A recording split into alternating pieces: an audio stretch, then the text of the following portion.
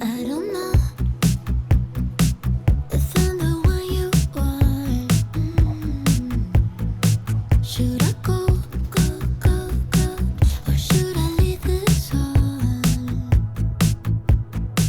Because lately I've been getting this feeling that you might like me too. And just maybe I could take a little risk for you. Make my move. Oh, I see you standing there. I just wanna get out of here with you. Oh, baby. Hi, welcome to a cozy little writing vlog. We are fully in the thralls of October. It is cozy and cold outside, and I thought that we would hang out for the next day or two and just do some writing together, hang out in Seattle. If you're new here, my name is Brielle. I'm a 26-year-old writer currently working on a dystopian fantasy book that is going to be my self-publishing debut, hopefully next year. We are in the middle of a complete ground up rewrite of that book. So that is what I've been working on for the past 5 months, I think. I started the true rewrite, I think right around the beginning of June. So it's crazy that we're 5 months into this process now. It's Monday. I just got back from a trip. I was away for a wedding. I went back to the East Coast. Honestly, normally when I get back from a trip, I almost always get sick. And I was kind of bracing myself for that. To be honest, I'm like right on the cusp. Like I could teeter over and fully get sick, or I might be okay if I just like take it a little bit easy for a couple days. So I'm trying to go with that second option. I'm going to be writing and obviously vlogging, but I'm going to try to like ease myself back into regular life after that trip. So I took some time this morning to kind of like reset, regroup, and now we're going to go try to get back into the flow of my regular writing routine that I settled into a couple weeks ago. If you saw my most recent vlog, I really got into a rhythm of starting my days going to this same cafe, getting my little hot matcha, and doing some writing pretty much until my brain was too tired to continue or I needed to switch gears because of other work tasks or priorities. So I've really been loving that system. It has stuck for me, which I'm obsessed with. And then on some evenings, I will also write like at night, because I have definitely noticed that my most creative times are either in the morning or at night. The time that my brain really struggles to get into a creative mode is like, I would say 3 to 6 p.m. Those are not the hours that I should be writing. And it makes sense because that's, I believe, the way that humans' energy naturally flows. I think you have like a lull in energy around mid-afternoon. So it kind of tracks. So yeah, we're going to head over to that cafe, get some writing in, and just kind of see what happens. It's a little bit later than I usually like to go because I like to usually take advantage of the morning vibes. But because I just got back from my trip yesterday, it's okay. Like, it's not a big deal. The scene that I'm about to write is a really fun one that I'm really excited about. We're about to meet a side character that is I guess I can't give too much context because this is right at the end of the book. So, but we're about to meet a side character that's kind of like a peripheral love interest, I would say. Rhea has quite a few of those in this book, I feel. Baron is like her main love interest and the only love interest that she actually like cares about. But she definitely has like flirty moments with a couple other characters. So we're about to meet that guy and I really like him. I find him really fascinating. I've just started working on Act 3. I think we're about 91K words estimatedly, somewhere around there. So we're definitely in the home stretch. I did leave some little brackets to fill in at the very end of Act 2. I've talked about this a bit throughout this draft, but I've been doing a little bit of hip hopping in this draft. Sometimes I just don't really feel equipped or ready to write a specific moment, or maybe I don't have inspiration around that moment. And so sometimes I need to go forward and then I'll come up with how I want to approach a certain section of the book. And that's very much what happened with the very end of Act 2. Act 2 Part 2 was so interesting with this draft. I had some of my best writing moments. I would say one of the scenes that I wrote for Act 2 Part 2 is, in my opinion, maybe the best writing that I've done, which was really exciting. And it was a really big scene, so I'm really glad that I felt so confident about it. And honestly, something that I learned from that scene moment that I was telling my mom on the phone after I wrote it was, I feel like that scene really taught me not to settle, because I tried it several other ways before I landed on the final execution. And I could have made kind of like the lazier choice and gone with just something simpler, something that required less brain effort, you know, but I really pushed myself and I tried to play with the craft of the scene and the prose and actually push my ability level, experiment a little bit, try to weave it in a way that was really intentional and purposeful. And I really felt like I finally got it right. And it was so gratifying. And it reminded me that it is worth the extra time with a scene or a chapter or a moment in the book to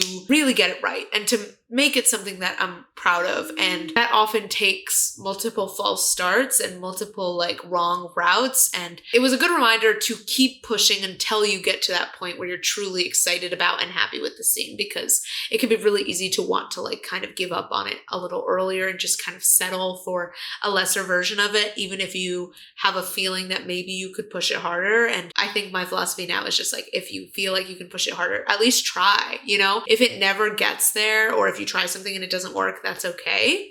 But it feels like there's like layers, if that makes sense. And like you have to like dig through the like kind of crappier layers to get to the good stuff at the very bottom.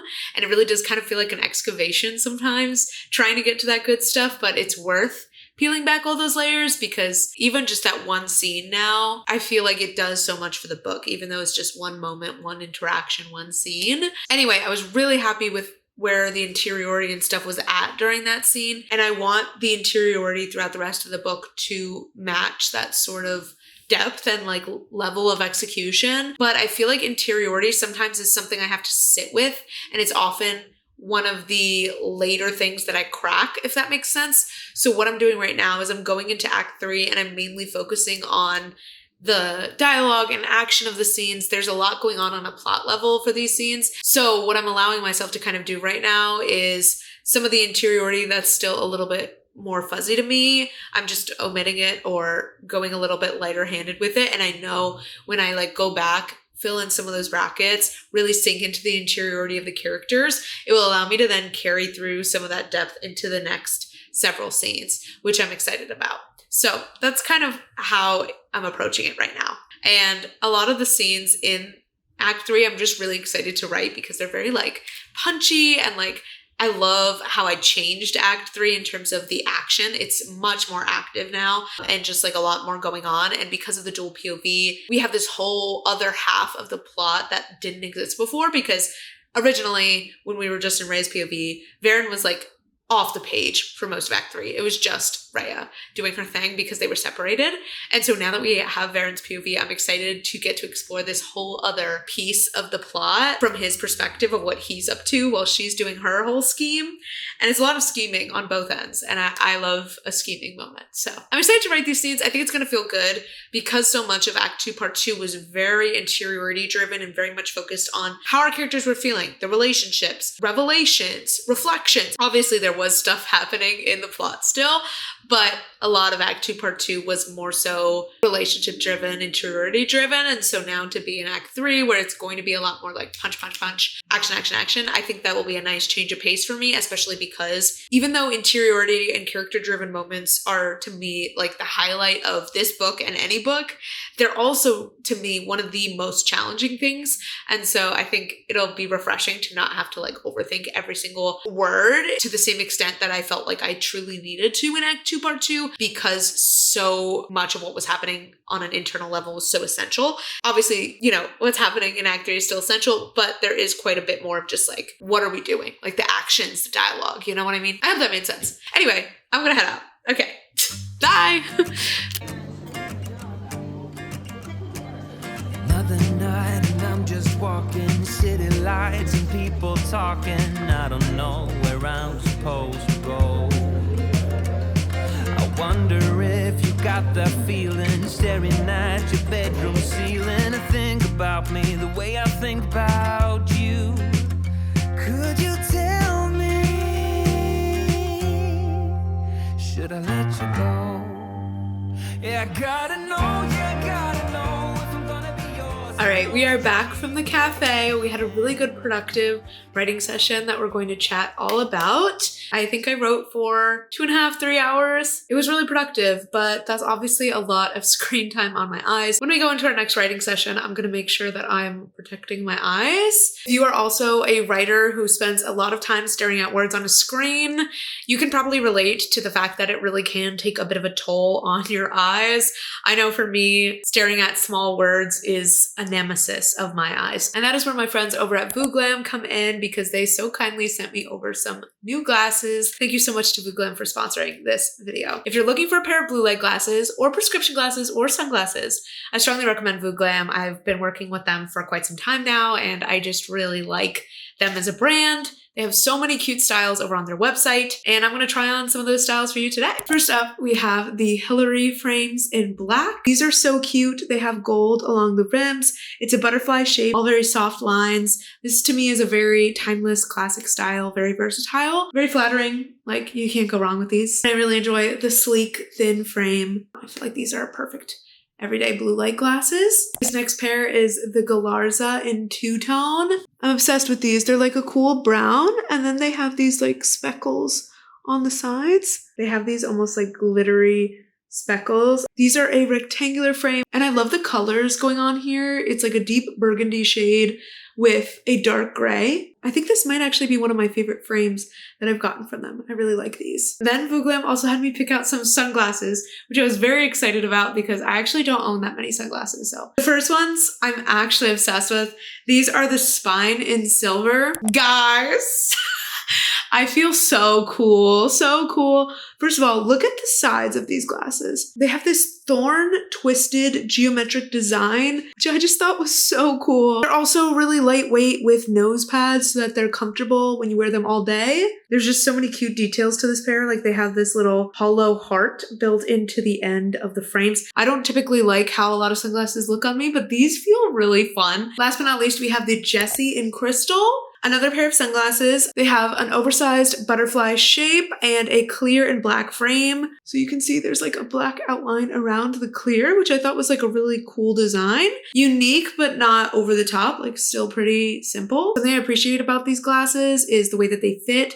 They're not brushing my cheeks, which is important if you're a makeup wearer. You don't want your sunglasses rubbing off your makeup. Also have these gorgeous little gold temple accents. If you've been wanting to check vooglam out and you're interested in any of the frames that I showed, or just want to browse their very extensive catalog of frames, they're currently having a Halloween sale where they're offering up to 80% off on the styles on their website. They are also offering a special deal where if you buy a pair of glasses, you'll get a free glasses chain for free. This is one that they sent over. I'm obsessed with this one. It might be my favorite. They also sent me one that has these cool little faces. If you're into something more simple, they also have just a plain silver chain and plain gold chain. And if you use my code brielle25 with a capital B, I'll pop it up on screen right here, you can get an additional 25% off your order. So I'll have all the links down in the description if you want to go browse all the styles available on vooglam. Thank you again to vooglam for sponsoring this video. All right, we're gonna go ahead and catch up on how the writing went. But first, I think we might make a little matcha. So let's go do that.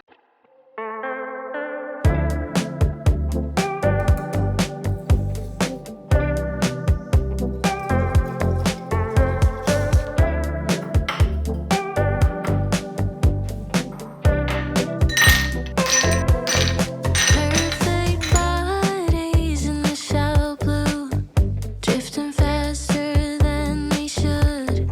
Golden hour paints a dreamlike view. Even dreams start fading too. This matcha is looking a little bit sus to me. I think I just like forgot how to make a matcha. It's been like a week since I've made one, and I feel like it just turned out kind of weird. Also can't believe that it's already getting dark out. Like, not super dark, but the fact that I'm running out of daylight and it's only 5:45, I'm not a fan of that. Also, yes, I do in fact have my copy of Local Heaven sitting right here. We're gonna talk about that shortly. This is like my tiny little sci-fi and thriller section of my bookcase, which is expanding. There's also a little bit of fantasy right there, but anyway. Okay, so let's talk about how the writing session went. So I was there for a couple hours. I think I got, I don't know. I don't really like look at word count super precisely, but I think I got like between like 1,200 and 1,500 words, which is pretty good for one session for me. I was really happy with that. I like added a little bit to chapter 50 and then like half wrote chapter 51, I would say. It's like halfway done. So that was pretty good progress. Something really cute happened when I was at the cafe. I was called over by the owners, who I've kind of befriended. And this is the cafe where I host my writing group. And they told me that they're doing a little celebration for me tomorrow because I've officially been doing my writing group for a year. So they wanted to celebrate that and to do something special for it, which I think is so sweet. I have no idea what to expect. My writing group is tomorrow night, so we'll see what happens. But I thought that was so cute. Apparently they tried to do it last week, but I wasn't there last week because I was heading out for the wedding. So I feel bad that I missed their first attempt, but I'm excited to see what they do the second time around. It's also so crazy to think about the fact that if I'm able to write 10K this week, which is typically like kind of what I'm aiming for is 10K a week, we're going to hit 100,000 words in this manuscript. I literally cannot process that. That was the final word count of the last draft. So to hit 100K words is going to be, I think, a little bit mind-blowing. And considering the fact that we're almost at 93K and it's only Monday, I think my odds of hitting it are pretty good. I obviously have work to do this week, but I also am going to have quite a bit of writing time. So I feel really hopeful that we're going to be able to hit that 100K mark. I was taking a look at my outline to see just how close I was to the end of the book. And according to my current outline, I have 59 chapters. And so I'm on chapter 51. So it really is starting to set in that I'm getting pretty close towards the end of this book. I'm trying to calculate. So if Act 3 is 9 chapters out of 59 chapters, okay, so 15% of the book is Act 3. That's actually right on target. I thought that my Act 3 was going to be way too long, but that actually makes sense. That's cool to see. Okay, I was a little bit worried. I can't believe how close I am to the end of this draft. I feel like I'm having quite a bit of pinch me feelings around it. And I think that I've had some sort of like fear around finishing this draft. As weird as that sounds, I think finishing books in general is a bit nerve-wracking because it's kind of that moment of truth feeling of like, okay, based on how this comes together in the end, that will really determine how I feel about the effectiveness of this draft. If it doesn't feel like things are earned and the payoff is there and our characters are where they need to be, like that's going to be disappointing, right? And that's why I think writing endings is a little bit scary. It's very much like a everything's on the table moment. Things need to be pulling together. The emotional impact needs to be there.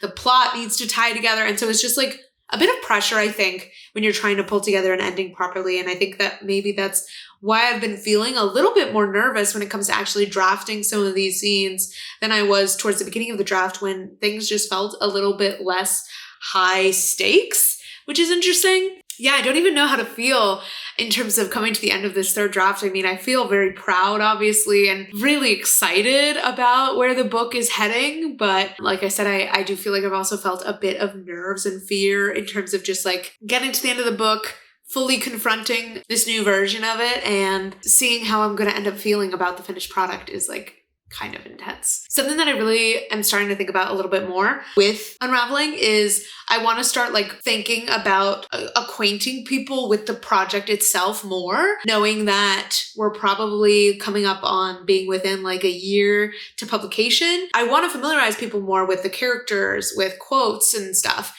And that's something that I'm glad that I held off on doing because I wouldn't really want early stage draft 1, draft 2 quotes to be out there swimming in the ether. But now that I'm heading into later stages of development, I feel like by the time I'm like in draft 4 and stuff, I'll be a little bit more open to sharing things that are on the page and properly introducing people to my characters. I want to start like posting a little bit more on things like Instagram and making like cute graphics to share some of that stuff. So that's something that's starting to be on my mind a little bit. I also do want to do a video that's just like reintroducing you to my book where I really like talk in depth about the book and the characters and stuff, because I feel like because this idea and project has evolved so much, I actually don't know how clear the actual current iteration of the project is to you guys. And so I think it would be really beneficial to make content like that, as well as to just start to warm you guys up to what the book is and what you can expect if you do choose to read it when it comes out, which is crazy to even talk about. I did get a question asking if I'm doing anything for November, and I don't know yet. I know Nano has made its like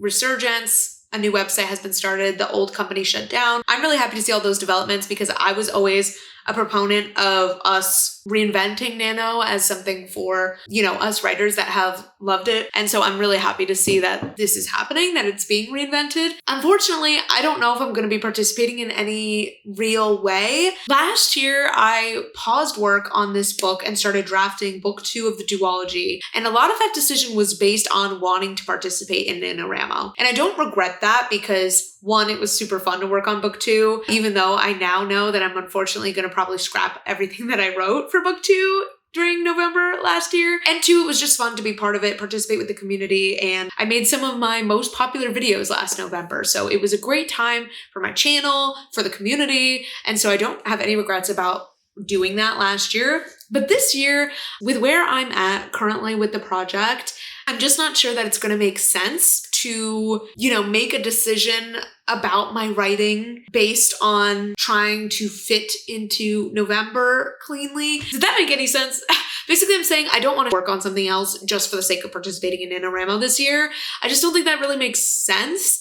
I kind of want to just continue with what I would have done writing-wise in November anyway. I feel like NaNoWriMo is most beneficial if you are someone who, one, either is able to get through one book a year and therefore every November you're able to draft something new and that just kind of fits into your rhythm, or if you're a really beginner writer who isn't writing throughout the year and November is the time where you can really lock back into that hobby. I don't know if a traditional NaNoWriMo sort of structure is the most beneficial if you're already in the middle of a project or you're already rolling with your writing habit. You know what I mean? And so because I'm already writing all the time, like year round, it just doesn't make the most sense for me. That being said, I don't exactly know where I'm going to be at when November rolls around. It could go one of many ways. Either I could still be trying to wrap up draft 3, which is very possible, and I'm very okay with that if that's the case, trying to prep it for betas.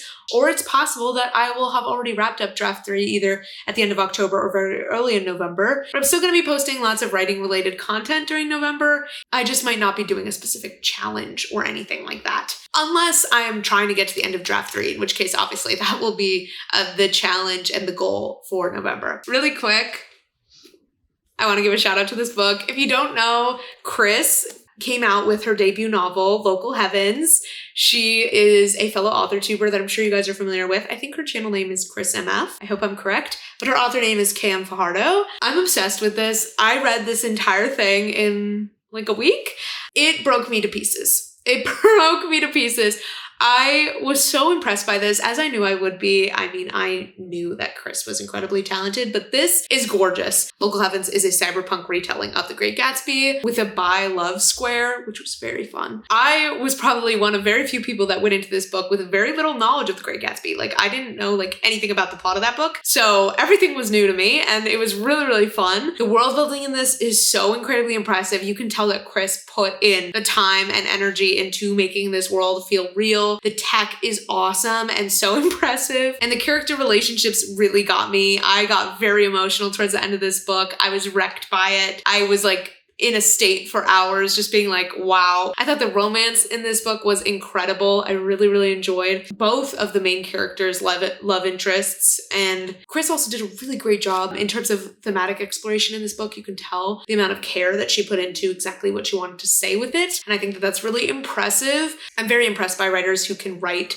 with theme like so much at the forefront. So I'll have this link down below, obviously. Definitely go check it out. Yeah.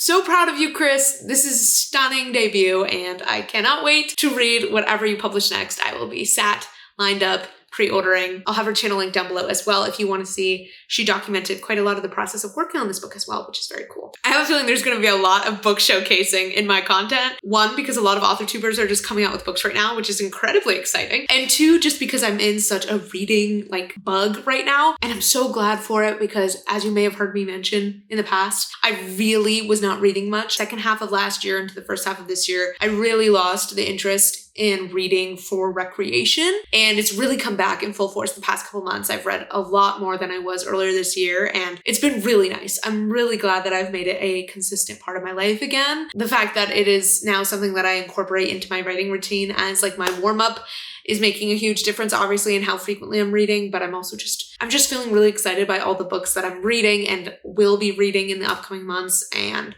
it's just exciting to feel that way, you know?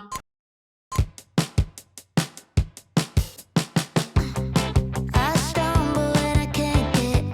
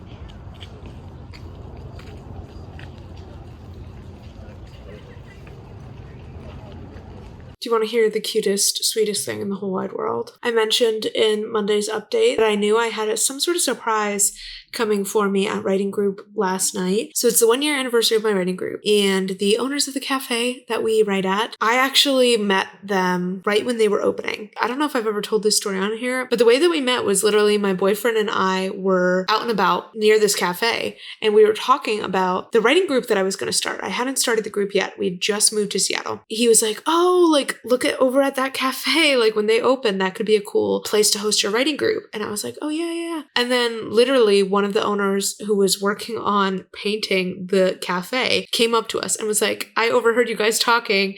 We can make that happen. Here's my contact info. Literally, that's how I got in contact with the owners of the cafe. And since then, we've been having our writing group at this location, and I've formed such a good little friendship with the people who work there. And it's been such a unexpected source of a sense of community for me to have this like sweet relationship with the owners of this cafe. Last night, they got a cake, like a cookie cake and champagne for us.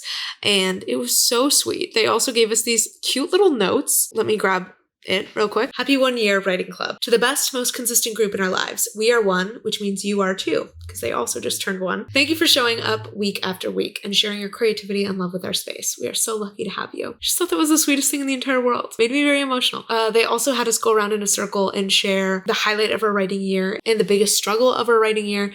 And then everyone in the group also set some goals of where we want to be a year from now. So when we come up on 2 years of being in the group, what do we want to have achieved? It was all so sweet and really fulfilling and meaningful to take that time to just like celebrate and bask in the community that we've been able to build. And I'm really grateful to have this in-person writing community alongside my online writing community. And anyway, yeah, that was what happened last night, and it was super sweet. And thank you to my friend Meg for snatching some footage of it. But the next update you guys will see from me is a chat about how today's writing goes. And yeah, okay, I'll see you in that clip.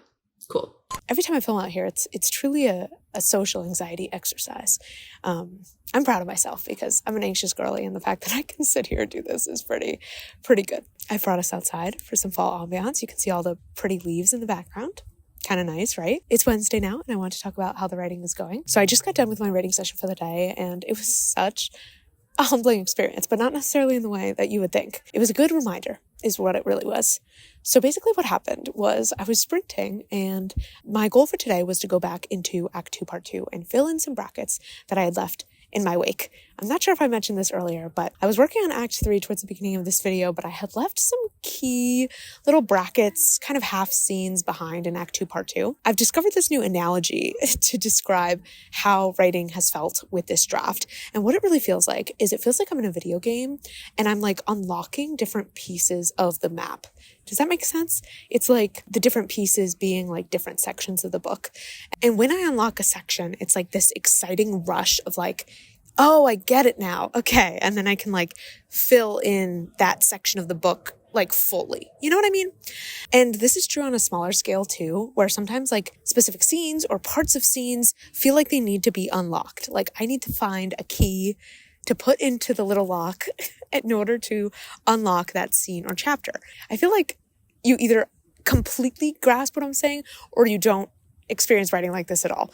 But if you do grasp what I'm saying and you understand this sort of analogy of like it feeling like you're unlocking things, I felt like I'd unlocked some sections of Act 2, Part 2, but there were still some areas of it that were like not unlocked, that were still behind closed doors. So anyway, the last couple days, I've been getting some ideas for Act 2, Part 2, which this is normally how it will go, is like, I'll write some of a section, then I'll try to like move forward or move back. I'll move to a different part of the book, and then ideas will start coming to my subconscious as I have a little bit of distance from that section of the book. And that's what happened here. It's like, I started working on Act 3, and suddenly the ideas for Act 2, Part 2 were starting to come together. Knowing that I had all this stuff on my notes app, I was like, today, I'm going to go back, I'm going to try to fill in some brackets. That's what we did. First sprint, 12-minute went great. I was able to fill in a bracket, no problem. Second sprint, I had an idea for something I wanted to include in a scene, went horribly. I spent 24 minutes trying to do like one paragraph, and I just hated it, and I ended up deleting it. It felt like my brain was just so foggy.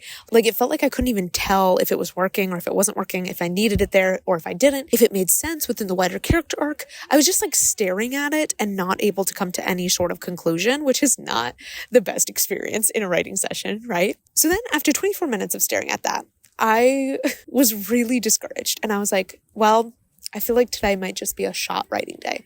Like my head's not in it. My brain feels foggy. I feel like I can't distinguish between good and bad. And this is just not the right headspace to be writing in.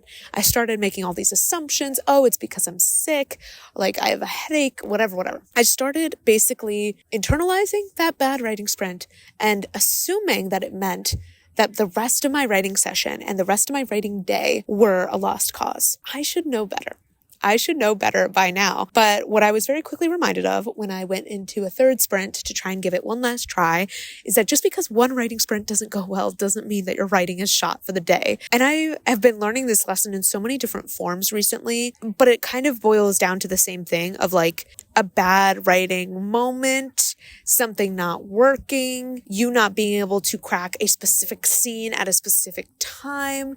It actually doesn't mean anything wider than that. You can just let it be what it is. You know what I mean? That little element that I tried to add into that scene, the truth of what happened there is probably either one, it just wasn't supposed to be there and that's why I was struggling to get it to work, or two, I just haven't cracked how it's supposed to materialize yet, and that will come to me at a later date. I will be presented with that little key up in my subconscious at a later time, and I'll be struck with inspiration and be like, oh, that's how I can incorporate Varen's arc into that chapter, you know, because you can't force, at least in my experience, the timing of when certain solutions come to you. And just because that was the case doesn't mean that my next sprint wasn't good. In fact, the next sprint, I tried to fill in a bracket on the Dark Night of the Soul scene, which has been one of the most challenging scenes to me and something that I could only write halfway. And even that was after much hemming and hawing. And it went great. And I got some stuff that I really liked. And my brain did turn on and work and come up with good stuff. And if I had stopped writing after that 24-minute sprint because I thought that I was doomed for the day, I wouldn't have gotten there, you know? So this has been a good reminder to me to always just try to push it a little further. If I had tried that 36 and things were still not working and nothing was working, I probably would have taken the hint and been like, okay, we're going to wrap up writing for the day just because I don't want to get myself feeling too defeated. But I'm glad that I pushed it that extra little sprint. And I think that's something that I'm going to try to remember whenever I have a frustrating writing moment in the future is maybe the next sprint could be good. Try one more. Just try one more and see what happens, you know? Because as great as it would be to have a perfect writing session every time, top to bottom, that's not really realistic most of the time, you know? Sorry if there's crazy wind noise. I'm going to do my best with this audio, but there's a lot of people around and stuff going on. All of my reflections in this update have basically boiled down to keep pushing, whether that's within a writing session, whether that's to get a better and better version of the scene, whether that's just trying to get better as a writer. Experimentation, I think, is really underrated as an essential part of growth as a writer. It's something I've really embraced, I feel like, with this draft is not being afraid to get more experimental and knowing that if it fails, it's going to be okay and I can delete that. But it is worth the attempt because the best writing moments come from that experimentation, even though it's vulnerable because it could go horribly wrong. Like if you try to do something cool with the writing, there is a higher chance that it could go horribly wrong rather than if you play it safe. But I think it's worth it because how are you supposed to get to those shining golden moments that you look at in the draft and think, wow, that's one of the coolest things I've done if you don't ever try to push the envelope a little bit, you know? I think to grow as a writer, you have to try new things. And I've really been drawing so much inspiration from the things I've been reading lately and going into scenes being like, what if I tried to do something here structurally or in terms of prose? What if I tried to take something from the style of this book that I'm reading and see if I could craft something in that vibe? You know what I mean? Basically a lot of like, what if I tried this? And a lot of like, could I pull off this, has really prompted some of the moments that I'm most excited about in this draft. And not being afraid of the delete button. Like, I always save everything off on the side in a separate document just in case, but I've become much more comfortable and familiar with deleting things, trying and deleting, because that's how you slowly prune to the best of the best writing, is if you embrace experimenting, knowing that you can hit that delete button and that there's this like freedom through that delete button where you don't have to keep staring at writing that you don't like. If it doesn't go the way you want it to go, you can just get rid of it and try again, try a different version, you know? Oh, also, tiny little update about the critique services. If you are someone who's been thinking about potentially booking with me, maybe you are just about finishing a draft and you're hoping for some developmental feedback, now's a really great time because I did have 2 reschedulings this fall, which means that I have some spots open. So if you want to get in my books, feel free to check out my website. Also, if you're new here and you don't know what I'm talking about, I do editorial services, manuscript critiques, giving developmental feedback on people's drafts. There's plenty of testimonials all over my website if you want to hear what other people have to say about the experience of working with me. I've had such a great time getting to work with so many wonderful clients on so many different projects. So yeah, feel free to check that out. I think I've worked on like 20 something manuscripts by now, which is crazy. I do also have bookings open for next year if you're interested in that and you want to get in my books ahead of time, knowing that you're going to be coming to a good stage with a project and you might want feedback. Okay, I'm going to go. The wind is getting bad. And I think I might wrap this vlog up here. If you made it all the way to the end of this video, comment down below a fall-based, leaf-based emoji, and I'll see you soon with another one. Peace out.